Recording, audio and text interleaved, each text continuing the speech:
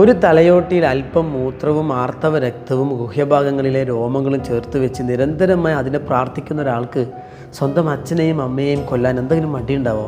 ഒരിക്കലുമില്ല. എപ്പോഴും പിശാചിനെ പ്രണയിക്കുക, പിശാചിനോട് പ്രാർത്ഥന നടത്തുക, നന്മയോട് തിരിഞ്ഞു നിൽക്കുക. ഇത്തരം ആളുകൾ ഇതല്ല ഇതിനേക്കാൾ വലുതും ചെയ്യും.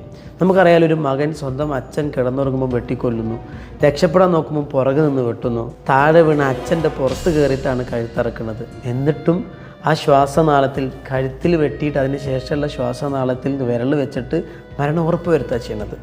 പുതിയ കാലഘട്ടങ്ങളിൽ പൈശാചിക ചിന്തകൾ പുതിയ കുപ്പിയിൽ വന്നിട്ട് നമ്മളെ കുട്ടികളെയൊക്കെ പലതരത്തിൽ മനം മയക്കുന്നുണ്ട്. നമുക്കറിയാം, ആ ചെക്കനെ കൊടുത്ത് ചെയ്യിപ്പിച്ച് അവൻ്റെ ഉള്ളിൽ കയറിയ ഏതോ ഒരു ആശയമാണ്. നമ്മുടെ കുട്ടികളിലേക്ക് ഇതുപോലെ ഒരുപാട് പുത്തൻ ആശയങ്ങൾ, അത് സ്വതന്ത്ര ചിന്തയുടെ പേരിലാണെങ്കിലും സ്വന്തം ഇഷ്ടം ചെയ്യുക എന്നതിൻ്റെ പേരിലാണെങ്കിലും ബ്ലാക്ക് മാജിക്കിൻ്റെ പേരിലാണെങ്കിലും ഒക്കെ നമ്മുടെ കുട്ടികളെ ഏതോ ഒരു ലോകത്തേക്ക് കൊണ്ടുപോകുന്നുണ്ട്.